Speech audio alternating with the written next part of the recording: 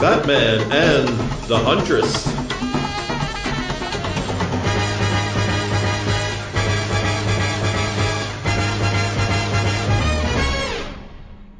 Merry Christmas, everyone, and welcome to FW Team Up, a proud member of the Fire and Water Podcast Network. I'm Siskoid. And I'm Diane. Taking you through a classic superhero team-up, Batman and the Huntress, from The Brave and the Bold, number 184, cover dated March 1982. And Diane, this won the Fire and Water Network's Patreon poll as to which Christmas team-up we should do for this holiday season, by 4 times the number of votes that the runner-up got. And I knew right away that if I had to cover an Earth 2 Huntress story, the host of the Helena Wayne Huntress blog and podcast was the only person to go to. Yeah. That's you. Hello. So in each episode of FW Team Up, one panelist will pick one character to defend. So in this case, Diane, who's your pick? Do I even need to ask? Oh, definitely the Huntress. So I will take Batman. As is customary, we preface with the reason or reasons why we like the guest character. And Diane, what's so great about the Huntress? You've devoted a lot of time to this. Well, everything about the Huntress is great, but to get into specifics, the original Helena Wayne Huntress is a character who builds on legacy, 2 legacies to be exact.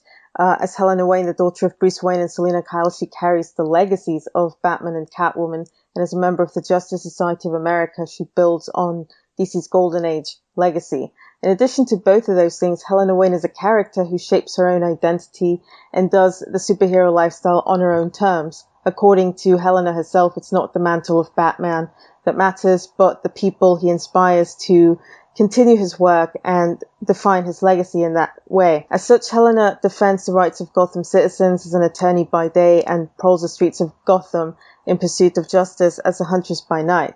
So in addition to Bruce and Selina being her most important relationships, Helena Wayne is also best friends with Power Girl, also known as Kara Zor-El, also known as Supergirl's doppelganger on Earth 2.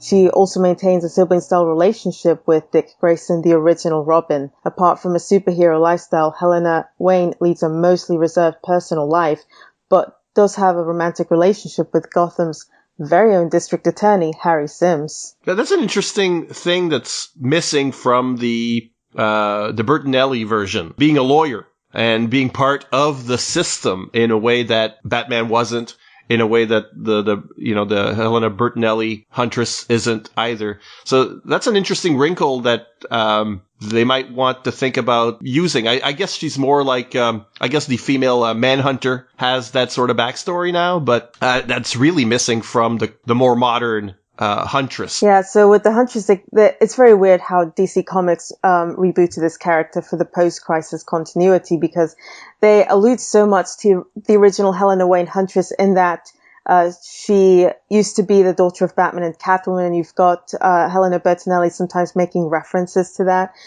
In the first issue of Huntress number 1, the 1989 series, even her dad, who was called Guido Bertinelli at the time, actually alluded to the fact that Helena Wayne used to be a lawyer. So she's like, oh, so what am I getting for my money? Another lawyer? I've got plenty of those. So there are a lot of references to the fact that Helena Bertinelli used to be Helena Wayne, but at the same time, you notice that they wanted to move away from that concept. So we notice that Helena Bertinelli, for example, she never joined the Justice Society of America, which was Helena Wayne's team. So they got rid of that entirely. Helena Wayne had significant relationships with the Earth 1 Batman that was very familial. She had a very good relationship with the Earth 2 Robin. She didn't really interact with the Earth 1 version of that character very much, but she definitely was very close to the one on her world, the Dick Grayson of her world. She's got a very loving relationship with both of those characters. And then you've got Helena Bertinelli, who's got a largely antagonistic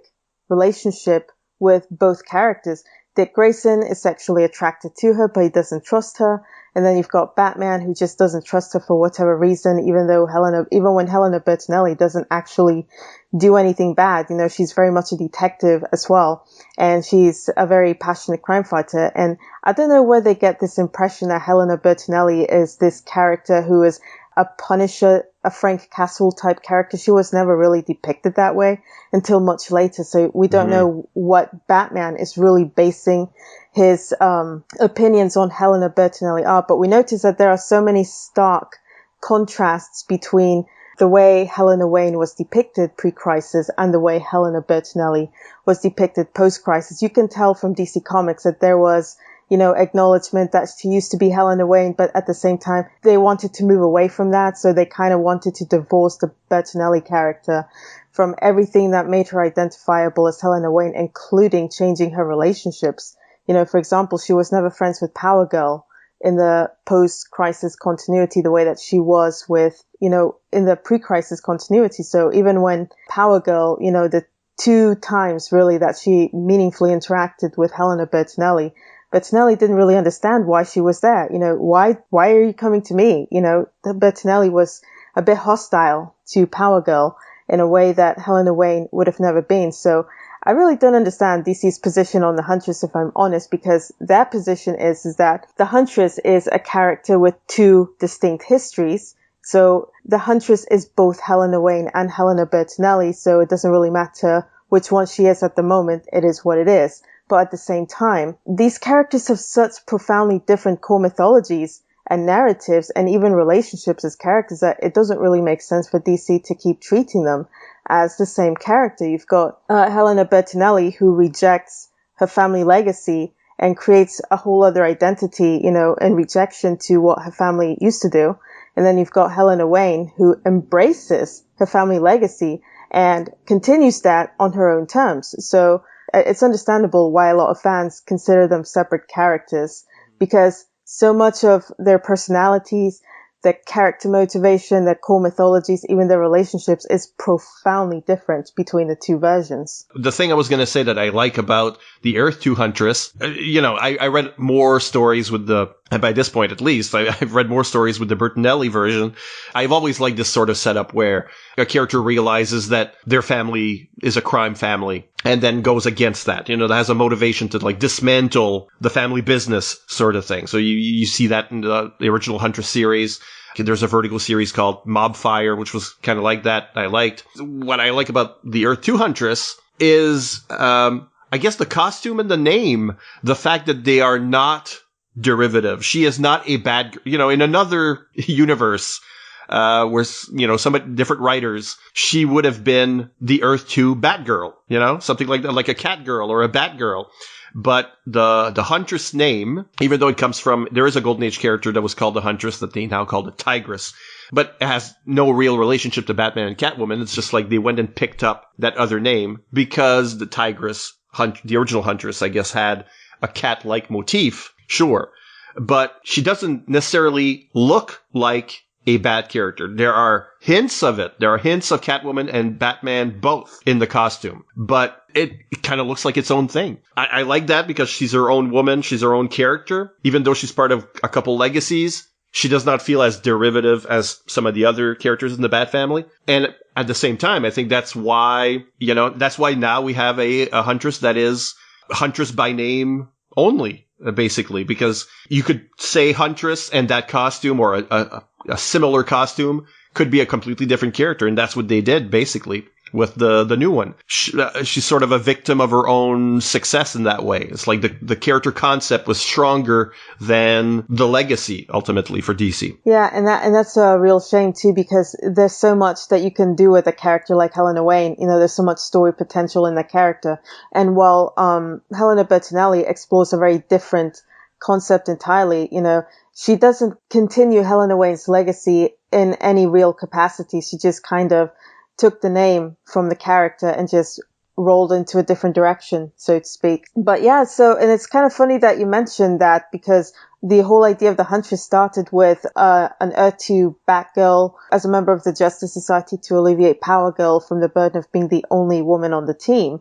And originally, I guess they were going to go with Betty Kane. Okay, yeah. As the Earth 2 Batgirl, it was going to be integrated into the JSA, but Paul Levitz, who was writer and editor at the time, did not feel that the character had very strong story potential, so they kind of scrapped the idea at first. And then you've got Joe Staton says, hey, we should really definitely create another female character to join the team. That's when he came out with the sketch of the Huntress as we know her, and he presented that to Paul Levitz and Bill Blayton, and they kind of created the origin story for the Huntress, and that's how Helena Wayne came to be. So it started with a sketch of a bat-looking woman, and then from that sketch, they developed the origin story that she should be the daughter of Batman and Catwoman, and she should be called the Huntress. So the Huntress identity still homages Batman and Catwoman in that, both of those animals can be predators. Not necessarily in the case of bats, because they can also, they can eat fruits as well. But they can also be predators, and cats are definitely predators or hunters.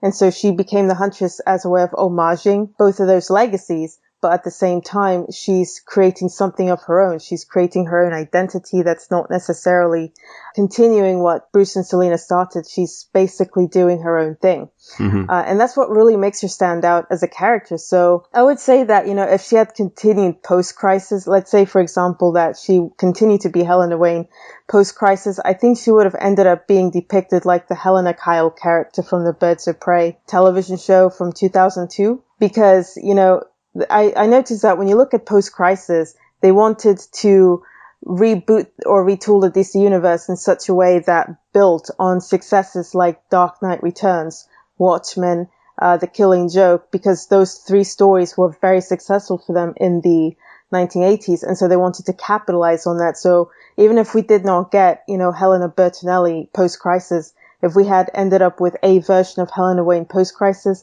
I think she would have ended up being more like the Helena Kyle character from Birds of Prey, in which Batman was not directly involved in her upbringing, and Bruce and Selina never married, and she probably would have been raised by Selina alone. But yeah, they definitely went in a completely different direction for post-Crisis DC. They wanted to build on the successes of stories that were so out of the ordinary for them, like Dark Knight Returns, that they felt, hey, you know what, this is where the money's going, so let's make the rest of the DC universe in this model. And that didn't work out very long time, as you can tell, because as soon as the cracks of the post-Crisis foundation started to show, meaning that the various Earths that they merged couldn't really come together naturally the way that they wanted, so they kind of went into 0 Hour to try and fix some of those issues, and it just created more issues. And then, of course, Infinite Crisis had another go at it. And with Infinite Crisis, they actually restored a version of the DC multiverse that was based off of the pre-Crisis one.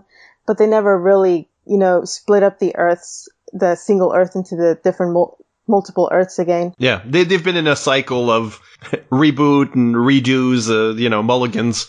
Ever since Crisis, really, every few years, that's for sure. It's ironic too, because when you think about it, the pre-Crisis universe, it naturally evolved into a multiverse as a consequence of a lengthy publication history. Because prior to Crisis on Infinite Earths, the DC lineup, had experienced about 50 years of publication without changing much of this, without rebooting. Mm-hmm. the one major reboot that I guess you could say is a reboot is when they created the Silver Age characters in 1955, like, Barry Allen replaced Jay Garrick as the Flash, Hal Jordan replaced Alan Scott as the Green Lantern, and with the establishment of those new characters, then, the Justice League replaced the Justice Society, and it just became something else entirely. So, and then, of course, people ask, hey, what happened to those Golden Age characters that had those same names, And so they found a way to reintegrate those characters without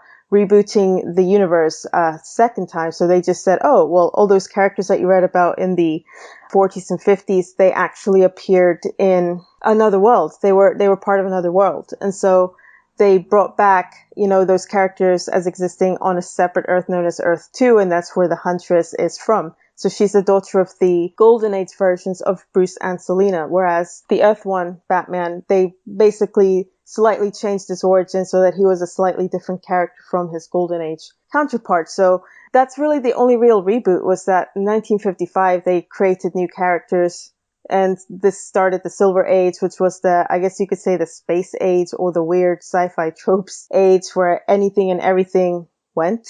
Yeah, and then the Atomic Age. The Atomic Age, yeah.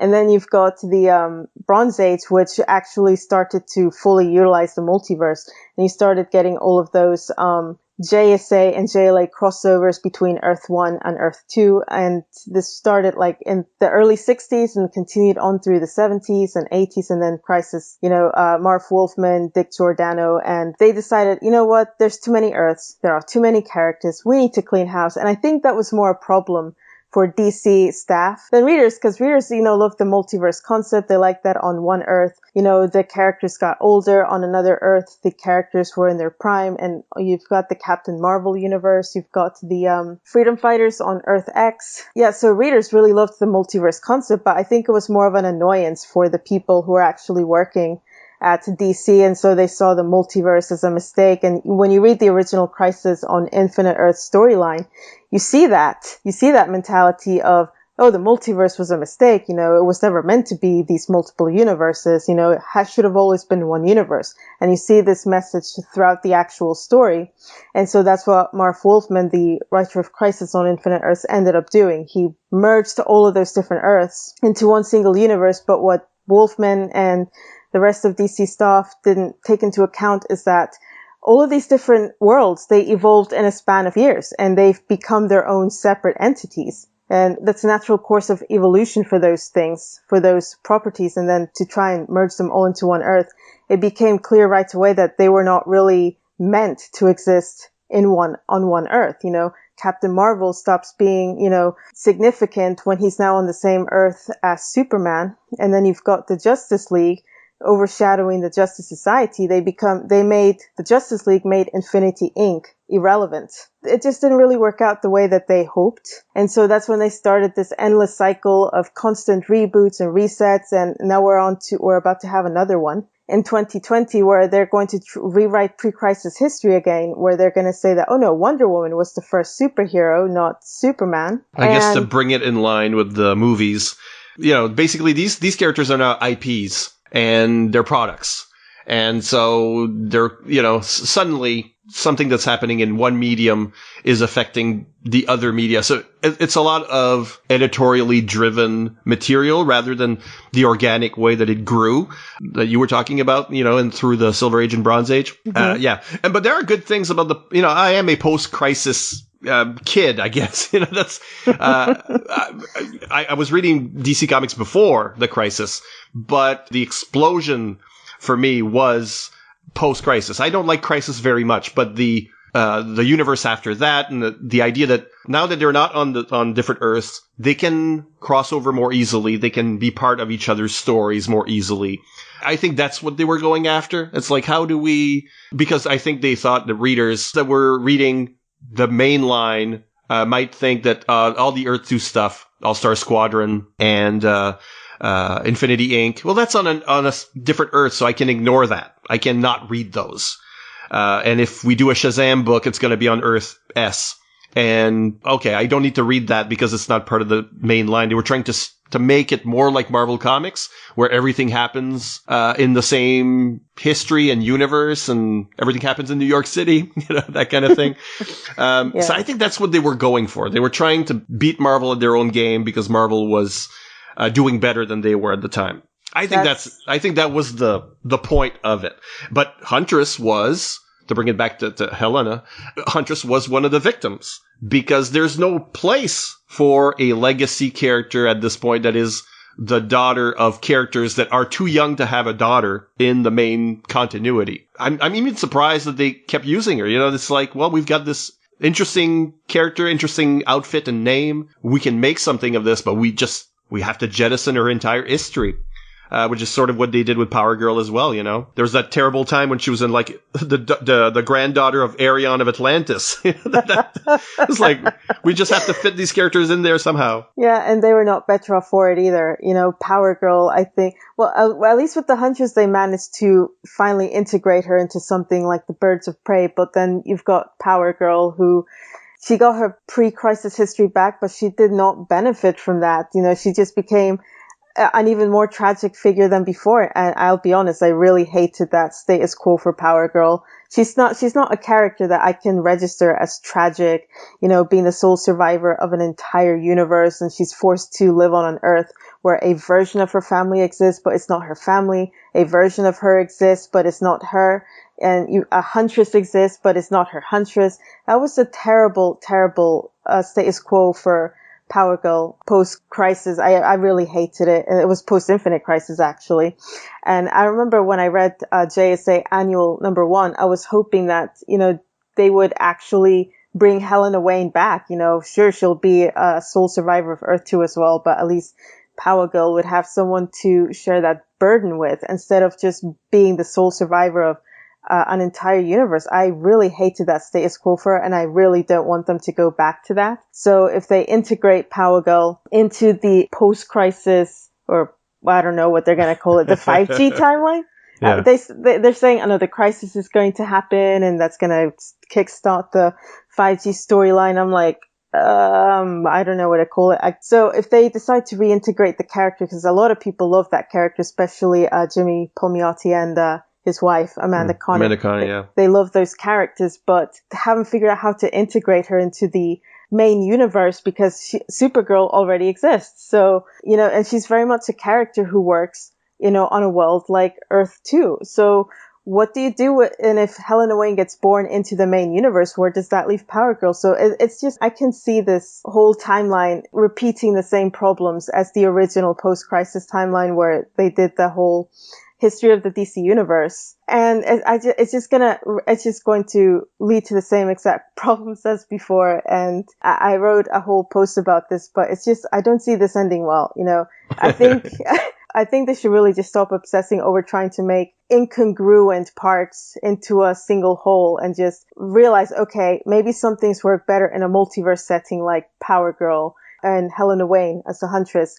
The Justice Society, Infinity Inc., those characters work better on Earth 2. And, leave Earth 1 as the Justice League Earth and the Teen Titans Earth and the Birds of Prey Earth and all those characters that actually work, as Earth 1 characters. And, just go back to having a multiverse because it's way less confusing, way less convoluted. You don't have to constantly rewrite characters' histories to make it all work, because that just ends up confusing not just older readers but especially newer readers, because you have so much conflicting information. You've got a pre-crisis huntress and a post-crisis huntress and a new 52 huntress and a rebirth huntress, and you've got so many different versions of the huntress.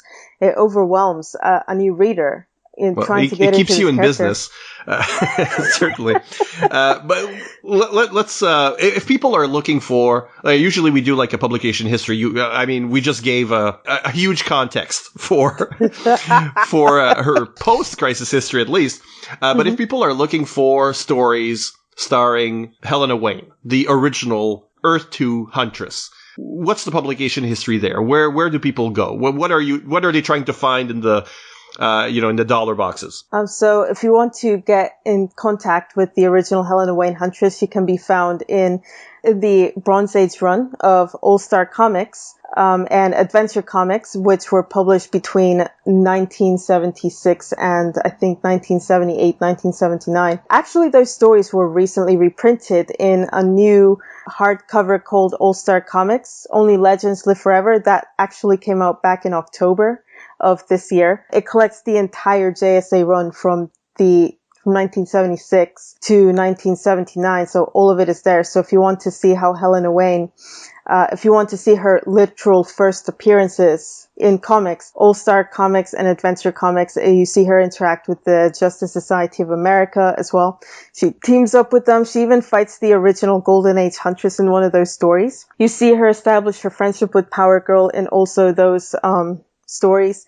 And then, of course, you've got the upcoming Huntress Origins paperback, which is actually a reprint of Huntress Dark Knight, Daughter from 2006. All of those stories, her solo stories from Batman Family and the first few years of Wonder Woman that Paul Levitz worked on, all that's going to be collected again in January 2020 in Huntress Origins to coincide with the release of the Birds of Prey movie that's coming out in February. Which is weird because that version is Helena Bertinelli in the film, but DC Comics is DC Comics. Anyway, so yeah, you've got at least 2 books. One that's out now and another one that's coming out in January that's collecting all of Helena Wayne's pre-crisis or at least most of Helena Wayne's pre-crisis histories. You can also find her in Infinity Inc. Issues 1 through 12. She's in that entire storyline. And then she also appears in Alan Scott's Wedding in Infinity Inc. number 21. There's also the Crisis on Infinite Earths tie-in with Infinity Inc. number 25. And you also got America versus the Justice Society, which is also out on trade. I don't know if it's still in print, but that one came out back in 2015. So you can actually hunt that one down. You can also find it digitally on Comixology and on the DC Universe app. You can find those there.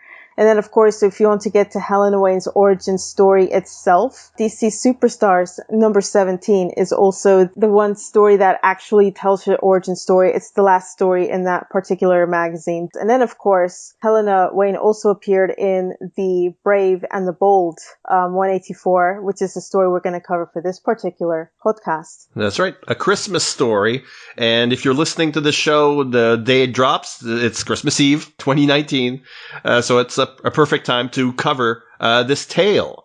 Let's get into it. It's called The Batman's Last Christmas by writer Mike W. Barr and artist Jim Aparo. 3 days before Christmas, the kids of the Gotham's Children's Home are playing with broken toys when there's a tap at the door. It's a sack of gifts, courtesy the Batman. Getting a call from Commissioner Gordon, Batman puts his satanic duties to the side and meets his old friend. Seems like they had a mob informant who was going to release local mob boss Spurs Sanders' accounting records to the GCPD, but one of Sanders' men got to him first, and the police lost him in town before they could recover the papers. Can Batman help? He sure can. Surveying the street and expecting the crooks to wear a disguise, the Dark Knight detective correctly intuits that the Santa Claus running down the sidewalk is his man. He's in pursuit. Meanwhile, on the parallel world known as Earth 2, the Huntress, Helena Wayne, is not feeling the holiday cheer. Deciding not to spend the holidays alone, she decides to take a trip to Earth 1 via the JSA and JLA transporter tubes to meet with the Earth 1 version of her father, Bruce Wayne. Upon arriving, Helena thinks about how strange it is to have one version of Gotham for almost an exact duplicate version of the city on another Earth. She then thinks about what she should get her alternate universe father for a gift as she searches for him. Batman knocks the bad Santa down an alley and recovers the files. One of them is labeled Thomas Wayne and shows Bruce's dad was bankrolling Sanders. Could it be true? He's distracted and doesn't see the crook behind him raise his gun. Just as the bad Santa is about to fire his gun at an unsuspecting Batman, the Huntress quickly comes to his rescue and prevents his murder. She finds the Batman is fazed by something but asks him if he's alright. The Batman confirms that he is not because he just doesn't know who he is anymore now that the new information has come to light. He brings Helena to his penthouse at the Wayne Foundation building to talk things over. At the penthouse, Bruce confesses to Helena he doesn't know how to process the possibility his father may have been bankrolling a local crime boss all those years ago. Helena then tells Bruce that he is a detective and he owes it to himself to find out the truth. Bruce decides to call on the Wayne's old accountant, Amos Randolph, who he hasn't seen in years. And the next day, he and Helena pay the old man a visit. Old and sick, part of his house has been converted into a hospital, but he's well enough to receive Bruce and his cousin from out of town. Bruce gives him a Christmas gift, a picture of Randolph's with the Wayne family, and Randolph reciprocates by showing him his old ledgers, which indeed show mysterious monthly $10,000 withdrawals that match Sanders' books. Next stop, Spurs Sanders' estate, which they visit as Batman and the Huntress. Batman surprises the security guards by hiding under snow. Then they kick the door down and everyone behind it. Spurs Sanders appears with a cowboy shtick Batman quickly puts a stop to. He knows Spurs is a local boy. They question him about Thomas Wayne, and Sanders plays a tape of Bruce's dad agreeing to finance his criminal activities. And if Batman doesn't want the tape to get out, since he obviously cares about this, he should give back the records he confiscated. He gives them till Christmas to think about it. Then a grieved Batman gives Huntress the slip. But the Huntress does not need to follow Batman to know where he's headed. The place she has in mind is a place she visited often enough with her own father, the graves of her long-deceased grandparents. Batman and his parents' graves, questioning his mission. Why avenge them when they were no better than the worst criminals he fought in their name? To continue his career as Batman would make him a hypocrite, and so he throws off the cowl. The Huntress has seen this sight play out before on her own Earth, the night her mother died, as also the night her father threw away his cowl and burnt it to ashes. Bruce Wayne returns to living the life of a millionaire playboy, albeit a very sad one. Meanwhile, the Huntress patrols Gotham in Batman's stead and decides to follow up on the bad Santa from earlier and to make sure that he's safe from harm. It turns out his boss, Spur Sanders, decides to tie up a loose end, him. Luckily for bad Santa, the Huntress was nearby to save his life from an assassination attempt, and his son gets to see his father live to see another day. Bruce observes the scene from afar, and he has an epiphany. Yeah, Bruce has done some thinking, and hey, even if his parents were crooks, Batman must exist to spare others the loss he suffered when his parents were murdered. That hasn't changed. And besides, nothing's been proven yet. Returning to Wayne Manor for clues, the visit jogs his memory. He remembers Randolph coming to see his parents on one Christmas long ago and giving him a toy fire engine, and that's it. Well, not the fire engine, but something else. Time to get back into costume. The Huntress could not be happier to see her Earth One father take up the mantle of Batman once more. She cries tears of joy. Batman appears at Randolph's bedside in the night. He brings a present. The truth. He tells him he's been rumbled. Batman knows Randolph embezzled funds from the Waynes to help Sanders build his criminal empire, and that he faked Wayne's voice for Sanders. The proof is that his nervous tapping, flip back through the story and you will hear it, could be heard on the tape. Even if Batman can't prove it, it doesn't matter. Randolph is already in a kind of prison, and he'll die there. While Batman is paying Randolph a visit, the Huntress pays a visit of her own to Spur Sanders himself. She informs him that Thomas Wayne on his tapes is nothing more than a clever impersonator, and that he's lost his grip on the Batman. Sanders then informs the Huntress electronic voice printing is in evidence in a court of law. The Huntress then informs that even if electronic voice printing isn't enough to convince a court of law, giving the story to the press will most definitely convince the general public. Either way, he's a jailbird, because the Huntress dropped off all his records to Commissioner Gordon, who's had Saunders on the top of his Christmas list for quite some time. Christmas Day, and as families the world over get up to celebrate, the Huntress is witness to Batman standing over his parents' graves, renewing his vow to dedicate his life to his war on criminals.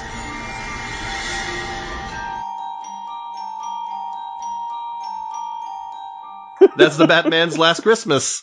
Or not so last, almost last Christmas.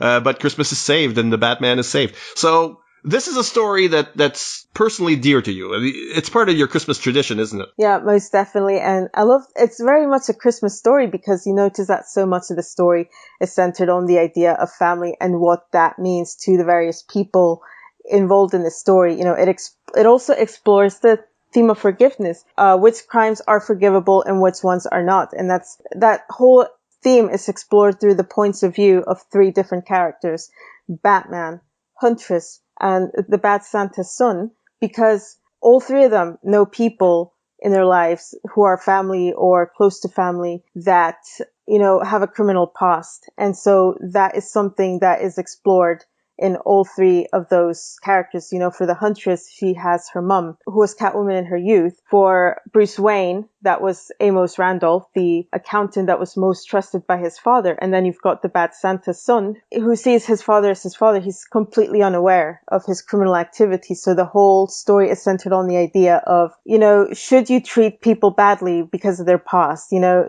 all of the people that you encounter have a family of sorts. You know, that person can be a father, that person can be a mother, that person can be a child. Who are we to judge any of the people that we do just based on what they do? And there's a whole lot to that theme that gets explored through all three of those characters. Not only is there like the family friend for Batman, but there's a question as to his parents' ethics. And I never really like it when they do that in modern comics. You know, they've done that where Thomas Wayne maybe was at the head of a secret society and stuff like that. It's like, why are you digging up that grave, you know? And it did that a lot in the Bronze Age, where Batman questions his mission. What is his mission about? And if his parents were crooked, and I don't know that his mom is guilty of anything here.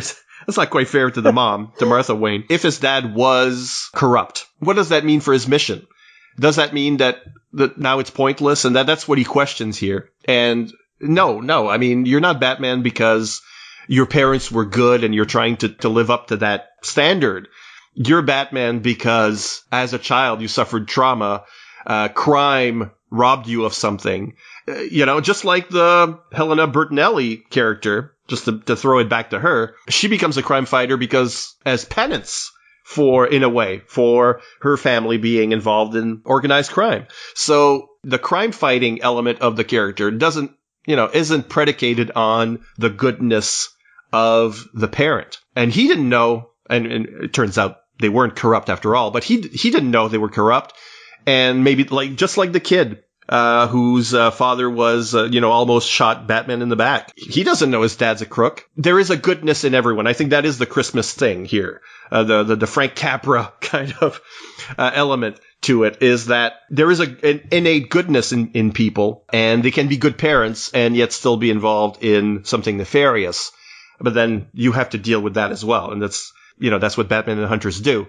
But they each bring a different perspective to it, because obviously Huntress has forgiven her mother long ago. Her mother reformed, right? Yes, that's correct. The story is very much about this. I love it that there's on page 10, on the second panel, there's a sign that says in the store window that says, "Don't forget mom and dad this Christmas." And that's, there it is. That's the theme of it. Yeah, I'm very sure that was very purposely put there, but I happen to notice every time that that this story gets explored with Batman, whether or not his parents were criminals, why always Thomas Wayne and never his mom? I mean, I guess in Flashpoint, his mom became the Joker of that universe. But then you have, the current New 52 or Rebirth, whatever, so the post-Flashpoint continuity. This theme with Thomas Wayne has been explored at least twice. In the Flashpoint universe, it was actually Bruce who was killed in Crime Alley instead of Martha and Thomas Wayne. And so they both responded to that death very differently. Martha became the Joker and Thomas Wayne became Batman, but he's a very violent Batman. He actually murders people and his world is completely awful. And then you've got the New 52 version of Earth 2, where Thomas Wayne did not actually die in Crime Alley. He turned out to be alive, but he was also tied to the mafia. So actually his death, or what was supposed to be his death on Crime Alley, was supposed to be a mob hit. So Frankie Falcone, whom he actually treated in the hospital at one point and became very close friends with, supplied him with drugs, and he became, a close friend of a mobster, of an actual mafia crime boss. And so Frankie Falcone, when he felt betrayed by Thomas Wayne, because by then Bruce had been born and he wanted to move away from being a part of organized crime, Frankie Falcone responded by attempting to murder both people. So Martha died, Thomas survived, but then he chose a life of revenge instead of actually reuniting or getting back together with Bruce. So when Bruce found out that his father was still alive but was actually a criminal in his past, then he stopped. He started to question, why am I Batman? I became Batman in response to your death, but now that you're actually alive and I know that you chose a life of revenge instead of a life with me, I want nothing to do with you anymore, So he didn't stop being Batman, but his motivation definitely changed. And this was also the version of Bruce Wayne who still married Selina Kyle, Catwoman, who was more of a hero in this version of Earth 2 than in the past version of it. And then Helena Wayne was still born, but now it's so weird because Helena Wayne, when she was introduced in the post-Flashpoint universe, she was introduced as Helena Bertinelli in the Huntress 2011 miniseries of the New 52. So she was introduced as Helena Bertinelli, and then she revealed that Helena Bertinelli was just an alias that she was using. It was not even her real one, and she was Helena Wayne the whole time. So it's weird because I don't think DC planned for Helena Wayne to have a mafia connection, and yet she actually has that on Earth too, but somehow it's not Franco Bertinelli or some Earth 2 version of the Bertinelli family that her grandfather was connected to. It was actually Frankie Falcone. And so it's weird. The post-Flashpoint version of Helena Wayne has an even bigger criminal background than before. Her grandfather was part of organized crime, and so she's not a Bertinelli, but she's now got one part of Helena Bertinelli's origin integrated into her own origin story. It's a weird Yeah. mess. DC can't pick one. And then you've got the current Batman run by Tom King, who brought back the Flashpoint Thomas Wayne, and this version of Thomas Wayne is so unhinged, so deranged, that he's trying to force his son Bruce to stop being Batman by basically wrecking his life. So we've had at least 2 villainous versions of Thomas Wayne in this decade alone. Yeah. But then before that, you had Grant Morrison also pulled that trick. I don't even remember how it ended, but there was a Thomas Wayne who was still alive and had like a domino mask and was part of a secret society. He probably was revealed to not be Thomas Wayne, but they still pulled that story. And if you look at the irritating Joker movie, Thomas Wayne is is also a jerk. So they're just throwing Thomas Wayne under the bus all the time, and it's just polluting Batman's origin. I think it's not necessary. Just let these people be dead. It's like I don't need to read a Spider-Man story where Uncle Ben was a hitman or something. It's like, leave those things alone. We don't need to see that because it's not important, because those characters are dead and they're just part of the origin story. I don't need more than that. And it's so funny that in the story that we're talking about now, we're talking about a Thomas Wayne who was actually a good citizen. He was not even a criminal, but his accountant posed as him, and he actually funded a local crime boss. He funneled Wayne family money to bankroll this one mobster, and that's what throws Bruce Wayne for a loop there. But the thing is, the difference here is that they don't actually pollute Thomas Wayne in doing so. They just propose that question, and so they do so with the intention of Bruce thinking, would I still be Batman if my father was a terrible person, or if he actually bankrolled organized crime? Would I still, be Batman? Would I still be upholding that message of avenging families that were hurt by organized crime? And so that's what he realizes at the end of the story. So I would say that the Bronze Age explored that theme a lot better than modern comics, whereas modern comics is going more for the shock value of Thomas Wayne actually having been a terrible person. The Bronze Age actually explored that idea with Thomas Wayne without actually polluting Thomas Wayne. So, and it was more done to present Batman with a question. What if your dad was not actually a good person? What if he was actually a criminal? Would you still be Batman? And would you still be Batman for the same reason? And that's when he realizes, the Batman is more than just avenging my parents' death. It's also about keeping other people, especially young kids, from experiencing the same trauma that I experienced as a young kid. So he realizes that there's a much bigger purpose for Batman than just beating up criminals and unleashing and basically finding an outlet for his anger. It's so much more than that. But I feel that Bronze Age did a better job at executing that message, because they were not trying to change Batman in any capacity. They were not trying to change people's perception of Batman or his family. They were just trying to challenge Batman, the character himself, which is what I think the story should always be. Challenge Batman, but do not challenge readers' understanding of the character, because why do you want to change who the character is to the audience? You're going to end up, reinforcing a different message entirely from probably the one that is supposed to be Batman's narrative. And I think that's the function of Huntress in this, because you could look at this story and say, well, Huntress isn't really all that necessary in terms of plot. She shows up, she hangs around with Batman, but for the most part, everything here is what Batman could be doing, even to the point, he could have gone to Sanders at the end, which is more or less her only solo moment. Or I guess there is that part with the Bat Santa. So she's got to her moments. But to the overall plot of this, Batman could still have had that shock, could still have been questioning, and without Huntress there. But her function is that there it is. There's the example. Here is the daughter of a criminal, of someone who did bad things.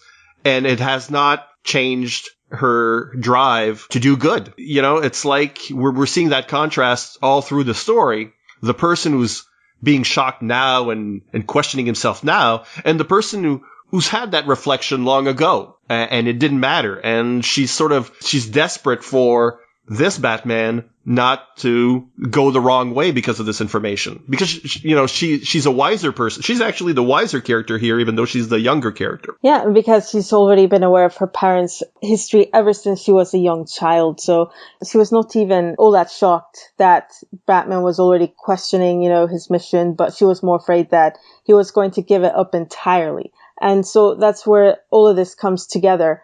And the Huntress, she's already had that question when she stopped at her mother's. So when you look at DC Superstars, number 17, she already went through that crisis. She already went through that traumatic event of losing her mother, but also being aware of her mother's past. And it was her mother's past that actually got her to what led to her death, basically. And so she already came to terms with that. She already went through that journey. She already went through that question of, how does my mom's legacy affect me? And of course, this is a theme that Joey Cavalieri will later explore in his own way. But then you've got the Huntress who's trying to keep the Earth One Bruce from giving up something that is an important part of his identity, an important part of his raison d'etre as an individual.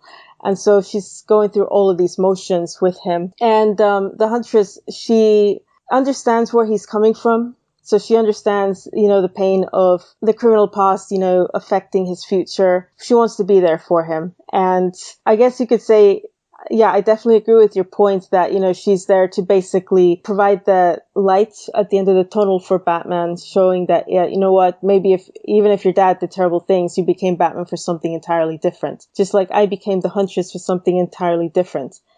This is something I would have done regardless if my parents had died or not. So it's all about serving a greater purpose. It's about serving a different purpose, a greater, much stronger purpose. There's a lot of evil in the world and a lot of people are powerless to help their situation. So if I can at least help them in some capacity, that's all that matters. And that's basically what she brings to the table here. It's not the reason you became Batman that matters. It's the reason you do it at all that matters. What drives you to do this every single night and not just once to avenge your parents' death? What drives you to do this every single night? And it turns out that I do it because there's a lot of people who are hurting. Crime is not a thing of the past. It's a constant ongoing thing. So I want to spare young children, especially, the same trauma that I experienced. And that's kind of the same case with the Huntress. I want to not only continue my parents' legacy, not only continue what my father started, but I want to prevent other children from experiencing the same traumatic experience of loss that I experienced when I lost my mum. So it all comes full circle in this story. I don't know if you had that same impression, but to me, it's like the way it's treated. It's a little bit like a time travel story. It's a different Earth, it's a different Batman. But for Huntress, it's like going to see like a younger version of her father, seeing him in a crisis in a personal crisis. We use crisis a lot, but in a personal crisis that is similar to a personal crisis that he had, and that he suffered through. And she's trying to keep history on course, kind of thing. She's trying to prevent doing the quantum leap thing, to set right what once went wrong or something.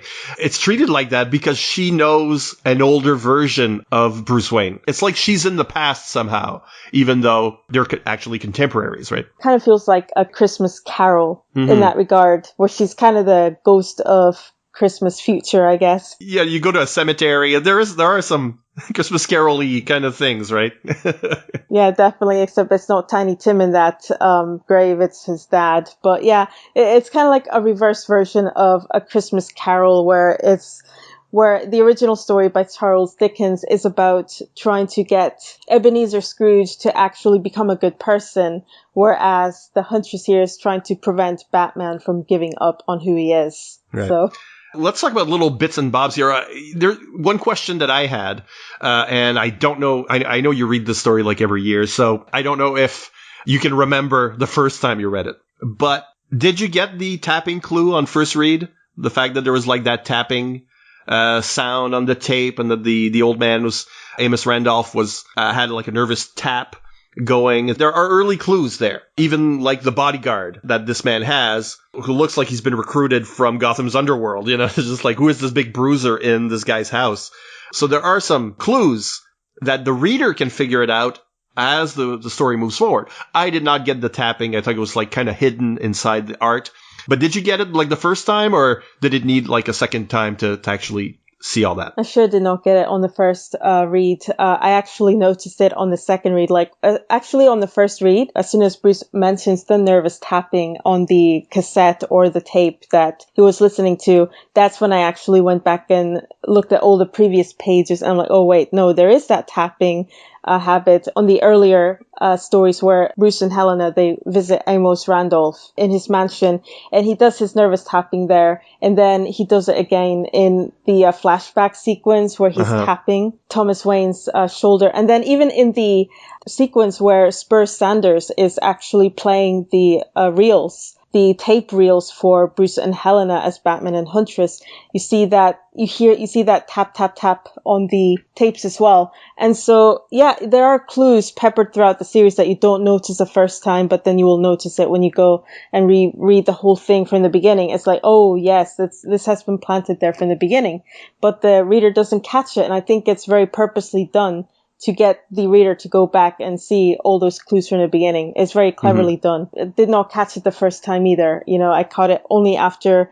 Bruce said, hey, that tapping noise has been the thing that tipped him off. I'm like, wait, how come we did not notice this earlier? Oh, yes, it was there earlier from the beginning. We haven't talked about the art here. Jim Aparo, of course, one of the seminal Batman artists of the Bronze Age. Brave and the Bold had a lot of these silent sequences. Neil Adams did them. Jim Aparo here does one. The first page is almost entirely silent. There is a tap tap, but it's just like foreshadowing. It's not Amos. And like a quiet thank you to Batman as Santa Claus, which is a nice bit. You know, Batman is taking care of the orphans, just like he was an orphan. So I like that aspect of the character, that charitable aspect to the Batman, that he's not just fists and anger. He also has a kind heart, and he's trying to do good. He's a philanthropist, even as Batman. And that's not Bruce Wayne leaving toys at the door, you know. It's Batman himself. You see the shadow. So these silent sequences really show off the art and let like the art speak for itself. Which Brave and the Bold was doing at a time when comics were very exposition heavy. Do you have favorite bits of the art here in this issue? Jim Aparo is one of my favorite artists for the Bronze Age era. I just love the way that he draws Batman. I love the way that he draws the Huntress. I love the way that he draws all of DC's characters. He's very dynamic in the way that he portrays the characters. You know, whatever they're feeling, he really captures that. Whatever they're thinking, he really captures that. And then, of course, you've got the Huntress, who is, you know, very pensive when she's very happy when she first appears, but also very pensive. And she's still pensive when she goes to look for her Uncle Bruce. And then you've got Batman, who suddenly goes from being happy to see Commissioner Gordon to being determined to being shocked and, oh my God, what's going on here? I see a file with my dad's name, so he really captures the emotion very succinctly. And then when we get to the sequence in the penthouse where Bruce is very pensive, he's very sad, he's like, what? I can't believe this. I do not know how to process what just happened. And then you've got the Huntress, who's like, you're a detective, you can figure it out. And I just love the way that he draws facial expressions. I love the way that he draws body language. He truly, really does capture what these characters are experiencing at any given time. And then you've got I have to say, Jim Aparo is one of my favorite artists for the Huntress because he just really captures her really, really well. You know, I just love the way that he draws her, both in her civilian and Huntress identities. And Amos Randolph is also very well drawn. You know, you never suspect from the way that he's wheeled in. And you see the nervous tapping on the wheelchair there when he's first being wheeled in. You just don't suspect this man whatsoever. He's just he looks so fragile, so worn out, so worn thin. And he really captures that immensely. So yeah, Jim Aparo, he's definitely a legend in comics. He's definitely one of the best Batman artists of the century, the 20th century. And, you know, it's just, you cannot replace Jim. If you had gotten a different artist on this one story, it would not have been the same. So I'm glad that Jim Aparo got to do this story. The way that he captures the emotions, the way that he captures all the different layers of thought that Batman is going through this entire sequence, and then you get the Huntress version of it. It's just so very well done. You feel for the characters, you feel what they're feeling, and it really sets the mood perfectly, you know, and the colors here are also really make it stand out. So it's great. I love this story. Pretty much every front. He's very good also. It's a weird thing to say maybe, but he's very good at doing snow. And I mean, maybe I'm thinking also of last year's. There's a lot of Brave and the Bold stories that he drew that have snow in them. It's like Batman goes to Switzerland, we need snow because he's so good at it. And last year's Christmas story that we covered on FW Team Up was also a Jim Aparo. It was like the Batman Plastic Man Christmas story. Again, full of snow, although part of the story took place in Florida. It's like when I watch movies. It's because I live in a snowy clime. Whenever there's snow in a movie or in a TV show or in a comic book, I somehow relate to it better. And if it's not done right, I notice because I know what snow looks like, and in movies, very often snow does not look right because it's coconut flakes or whatever. It does not look icy for sure. No. So in this case, I mean, it's snowing in Gotham. I feel like Gotham is one of those, because it is such a kind of cesspool, although it wasn't that bad in the Bronze Age. It's very snowy. They've busted their budget already. Their snow budget is already blown. So there's a lot of snow in the streets. It's, nobody sweeped it up. Kind of the city is kind of locked in that snow globe, the way he draws it. There's so much snow. It's in the way. It's, it's dangerous. It's slippery. And it makes you feel that throughout the story, through the art. I like the snowy Gotham. I feel like Gotham is a northerly city that is, one of the many problems of living there. It's not just the crime wave. It's like harsh winters. To think of Batman swinging through the city in the middle of a snowstorm is like a great image. So I like every Batman story that takes place in the winter. I kind of love those. Particularly. It also makes Gotham feel very warm. I know that's a paradox to say, but, when you think of freezing weather, you're not thinking of a homey, warm feel. You're thinking of how cold it is. But no, Gotham is always, at least in modern comics, it's always portrayed as being this very grim, very grimy, very dirty city. And then you've got snow. I don't know if you've read Batman Noel by Lee Bermejo and Brian Azzarello, but it's also got that very home feel to it as well. Snow in Gotham just gives it a very homey feel, like it's a very comfortable place, which is probably ironic because no one thinks of that as with snow in our world. But I mean, I get it because it's like this is a very dark city, and that puts an innocent whiteness on it in a way, and then it forces you into the interiors. And if you look at the interiors here, it's fireplaces, it's a lot of light. The kids in the orphanage, it's like there's like this blazing yellow coming out of the room. And at the end, when we get to everybody's having their Christmas in different panels, again, it's like, okay, you got your Christmas tree, you got that blazing candle, you got little cherubs flying around, you got the DC staff signed this book. So there's like signatures for, I don't know how many dozens, 3 or 4 dozen DC staffers, writers, artists, editors, all sorts, who have signed like a parchment. This book was DC's Christmas card in 1982. Even though we have shots of Batman and the Huntress in a cemetery, the sun is rising, the rest of the page has holly and Christmassy feel, and you get that warmth because, well, it works with the Christmas story, obviously. When it's cold outside, you come in and inside is where the colors are, where the heat is. Jim Aparo and whoever colored this, it's Adrian Roy, right? Yes, Adrian Roy. So they've really created an atmosphere that is hot and cold, and it actually comes off the page. Yeah, and notice that there's a lot of use of warm colors throughout the comic by Adrian Roy that really helps convey that warm and homey feel to it. And it's like the background in particular, it's either pink or red or yellow, and occasionally blue, but it's mostly purple, pink, red, and yellow. You see this throughout the comic, and that really helps convey the feel of this warm story. Don't forget, Mom and Dad, this Christmas is even done in reds.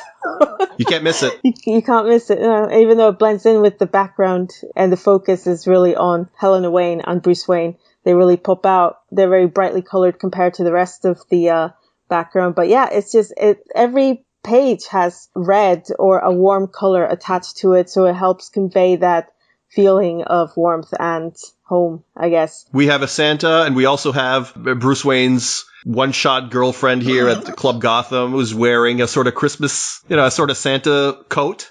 So you got those popping reds. The comic knows it is a Christmas story. It's got to have those colors. Yeah, definitely. And you see that peppered throughout. So you've got everything. You've even got green and red on the clothing, like the son, for example, and the dad, the bad Santa from earlier in the story. He's got a red coat and the son's got a green coat with a green hat. And you've got the villains in the story who are colored in blue. So they're all color coded to convey their roles in the story even. It's interesting how very well thought out this comic is, this one story.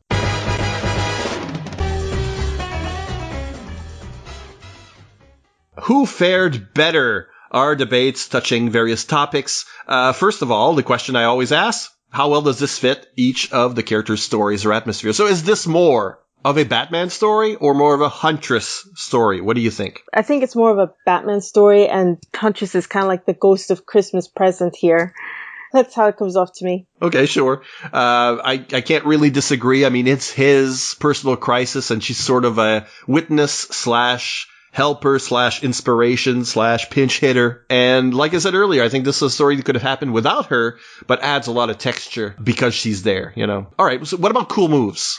Cool moves. Yeah, what is the Huntress's coolest move in this book? Oh, I think my personal favorite one has to be when she visits Spurs Sanders at the end of the story, where she's got that very menacing, very confident pose when she says, "Oh yeah, I dropped off your records to Commissioner Gordon, who's had you on his Christmas list for quite some time." And then she smirks, and then she kind of just believes him, she kind of snarks at him. She's like, "Oh, you're still a jailbird." So I think that for me was the coolest move of the Huntress. It's a great smirk. And I also like that not only did she deliver the files, but they're gift wrapped. They're literally gift wrapped. Yes. Took that time. Put it in a box. She even put a bow on it. Yeah, exactly. So, yeah, perfect. For Batman, I'm going to say, and I'm not going to go for a fighting or anything move, because I think it's being Santa Claus to Gotham's orphans. The delivering toys and sort of not sticking around for a thank you, or maybe, I don't know, scare the bejesus out of the kids. I love that element. I love that they spent an entire page opening the story with that, which has nothing to do with any kind of plot. It just... Already we're sort of reaching to a nostalgia of childhood and how Christmas is important to kids, and it'll come back later in a flashback sort of thing. But that entire page to me is the coolest thing that Batman does. Characters can have dumb or weird moves, and that's our next topic. So what is Helena's dumbest or weirdest move here? Oh, I don't think she really has one, to be honest, because she's kind of there to inspire Batman more so than anything.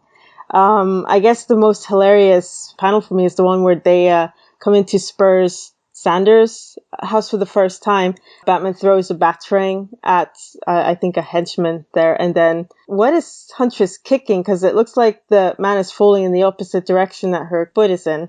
So yeah, I'm not sure. I'm not entirely sure. Maybe she sweep the leg? Sweep the leg. Yeah, that's the closest thing that comes to mind is okay, so she's kicking in the opposite direction that the man is falling in. So what's something hit his side, I guess that was supposed to be her leg, but that's the only weird, I wouldn't say it's a dumb panel, but it's a very weird panel the way it's drawn in. Her boobs are kind of also flying upward as she does that as well. So it's kind of interestingly drawn, to put it that way.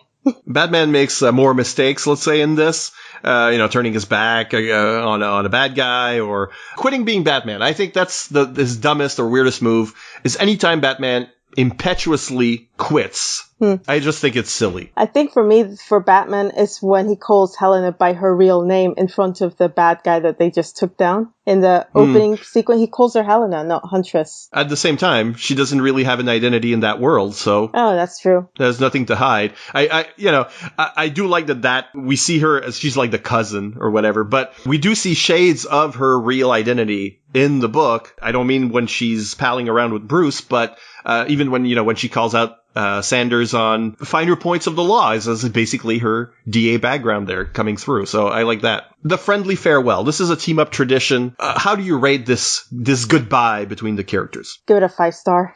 Okay. Well, obviously, these guys have a personal relationship that predates these events. They don't get to interact much after this, I guess, because we're already in 1982. She's going to go back to Earth 2, and I don't know how much interaction she has with her Uncle Bruce. After the story. Yeah. I would say that I think it's very fitting for what the story was actually going for, because as I said earlier, going back to my earlier point, this story is about family and what that means to all the different characters involved in the story. And I feel that it really drives home the idea that, it doesn't matter who your family members are as long as you love them. And you've got that message conveyed in the last 2 panels of the story. And, she doesn't actually get together with Bruce Wayne after this one, but I think it's a very appropriate way to end the story. She kind of fulfilled her role as, the ghost of Christmas present, I guess. So she's there to comfort him. And so I give it a 5-star because it's just throughout the whole story, she's just there for him and she reminds him what it means to have family, what it means to be family. And so that's carried out throughout the story. I would say it's perfect for me. All right, we'll take a break for a couple of promos and then we'll be back with our bonus team-ups. Coming soon from Amalgam Comics, her parents are Catman and the Huntress, but it didn't prevent their murder at the hands of the mob. Now, Bryce Wayne takes on the fight in their memory as the Purple Bat, striking fear into the hearts of Gotham's underworld. Follow her adventures each month in the pages of All-Star Detective.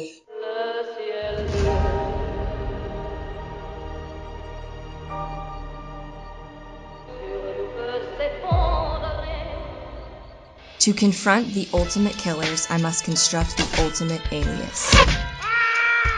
Hey, who is that lady? I think she could fly. To combat the murderers who destroy my family, crush my own life on their way to consuming everything, I must become a greater, more fearsome destroyer. Hey man, somebody kill this lady. To track down the animals who prey on the innocent, I must stalk them first. I am no longer their quarry. I am the Huntress. You can listen to the Huntress Podcast online at thehuntress.podcast.com, at Apple Podcasts. Go to Twitter at Huntress Podcast. And again, this shares a feed with the Batgirl Cassandra Cain podcast. Cheers. We're back. Our final feature, the bonus team-up, in which each of us proposes a perfect Huntress team-up. So Diane, what have you got for us? I would go with Huntress and Huntress because after 30 years, DC owes us a team-up between the original Dark Knight daughter and Gotham's very own favorite mafia princess. Yes, DC, I am saying, give us an Earth 2 Helena Wayne and Helena Bertinelli team-up. It's long overdue. It's surprising they haven't done it. I don't know. It's because they treat them as the same character. I'm saying, stop treating them as the same character. And let's have them meet and compare notes. And I think there's like a kindler, gentler Huntress, and then there's a more angry, aggressive Huntress. And I think that the clash would be interesting. I agree. Yeah. I love it. I went for the Huntress and the Bronze Age Wonder Woman. So again, a team up that'll never happen. But because I first discovered Helena Wayne as a backup in Wonder Woman in the early 80s. That's where I first encountered the character. And I would want to pay tribute to that with a story where one or the other crosses over to the other's Earth, where they can have an adventure together in that era, in the Bronze Age. Very much a World's Finest before they actually did that in the New 52. And I'd even dig up an old Bronze Age World's Finest villain duo for the occasion, a pair of favorites from World's Finest Comics at the time, Null and Void, which only I really remember. I love those thieving partners, and they have like very strange power sets. You know, if I were a writer at DC, I'd be finding all sorts of excuses to use them. That's basically what I would do. I love their names. Null and Void, literally meaning nothing. That's clever. Yeah. This is the end of the show. Thanks for teaming up with me, Diane. Tell people what you're working on and where they can find you. Right now I'm about to cover the DC TV mega event on the CW, Crisis on Infinite Earths, which will also feature the first appearance of Ashley Scott's Huntress from the Birds of Prey TV show from 2003. We kind of saw her cameo already, but we don't know if she's got a bigger role to play in the finale of Crisis. So I look forward to seeing what they do with the character during the crossover, or at least the finale, because that's what's left at this point. Hopefully she doesn't stay dead like the original Helena Wayne character did in the comic book version. Oh, damn you, Marvel, when you could have killed Batman instead, but okay. That being said, well, he's been around for 50 years at this point that Crisis happened. You know, Helena Wayne only got 8 years. So yeah, if I had to sacrifice a Wayne character, I would have sacrificed Batman, and that would have been much more impactful, and just have Helena take over as the Huntress. Yeah. Make the DC Universe really feel that loss. But anyway, that being said, I can be found at HelenaWayneHuntress.com. And on Twitter, you can find me at Helena Wayne Blog. I'll wish you some happy holidays, what's left of them. Well, we're taping this before the holidays, so you have some good holidays. I'll let you go. I'll be back with listener feedback from our previous episode, so stick around. Thanks, Diane. Thank you. The time is out of joint. The time is out of joint. The time is out of joint. The year is 1994, or 1944, or maybe 2994. Time is under threat, and history is falling apart. Who will survive this crisis, and how will history be changed for those that do? 0 Hour Strikes takes you back to that DC Comics crossover and covers the entire story, issue by issue, tie-in by tie-in, as the DC Universe goes down to zero. Join Bass and Siskoid at fireandwaterpodcast.com or on iTunes. 0 Hour Strikes, a proud member of the Fire and Water Podcast Network. Remember, Legion. Here are excerpts from your feedback from our last episode, which was an Ultimate Spider-Man and FF team-up. My guest was Tim Price. So on Ultimate Team-Up number 9, here are some of your comments. Our very own Networks, Max Romero, is a big fan of Jim Mahfood, who was the artist on that issue, and you'd never heard of this one, so we've given him something to track down. We also have Chris Franklin says, fun show, dipped my toes in Ultimate Spidey, but didn't stick around long. I did make a tidy profit selling the first 12 or so issues when they were still hot. So at least there's that. I had no idea how fast and loose Marvel was playing with the Ultimate versions of their characters, introducing them multiple times until something stuck. Didn't the Ultimate Reed Richards go all nuts and destroy the universe or something? I seem to recall reading about that somewhere. Tim came back in to give more details. He says, this is correct, Chris. After the Ultimatum event, where he irreparably ruined his friendship with the rest of the Ultimate FF, Ultimate Reed Richards traveled into a limbo-like dimension and discovered that his body was essentially immortal, so he stayed there for 1,000 years, gaining knowledge and power and going cuckoo for Cocoa Puffs. He returned in Ultimate Mystery and Ultimate Enemy as the Maker to make over the world by force, and did a pretty fine job of it up to Hickman's Secret Wars, which destroyed the multiverse. Ultimate Reed did help fight against Dr. Doom to get the multiverse restored, but rather than return to Earth 1610, he stayed in Earth 616 and has been making trouble in New Avengers, Infamous Iron Man, and probably other places that I haven't read yet. Thanks for Tim-splaining that. And we have Max Traver, who says, I was fully on board with Ultimate Spider-Man from day one, and I remember being totally thrown by this issue. It just seemed so unlike the slow, deliberate pace of the Ultimate Spider-Man book to so obviously just throw things at the wall and not even really seem to care if they stick. Spider-Man sticking to walls. Thanks, Max. He also says it just felt strangely haphazard for an otherwise carefully planned and executed project. Then again, I'm not sure how quickly it all went off the rails, or at least I don't trust my memory of it. I know that Ultimate X-Men and FF never really landed for me, and I grew tired of Ultimates pretty quickly. With all that said, I think I recall you folks mentioning the Marvel Adventures line during the episode. Now that was a line of books that I thoroughly enjoyed. Thanks for another fun episode. Yes, thank you, Max. I'm going to leave it at that this time around, so you can more quickly get back to your Christmas goodies and family. Just one last mention. Fire and Water is on Patreon. We have a Patreon page. And if you like this sort of content, please think about leaving a one-time or a monthly donation, like our very own sponsor, this show's sponsor, Alan W. Wright. He is brave. He is bold. He is Marvel Team Up. Okay, maybe that doesn't make any sense.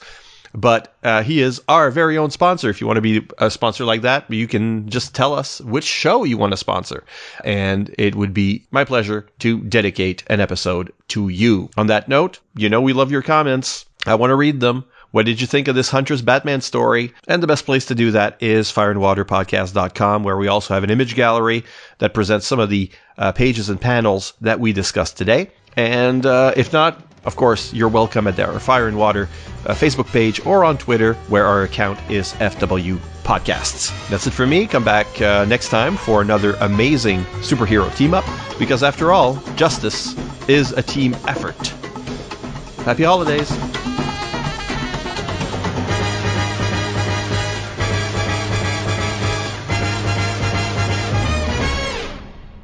Who the hell are you? I'm the Huntress, and you're the prey.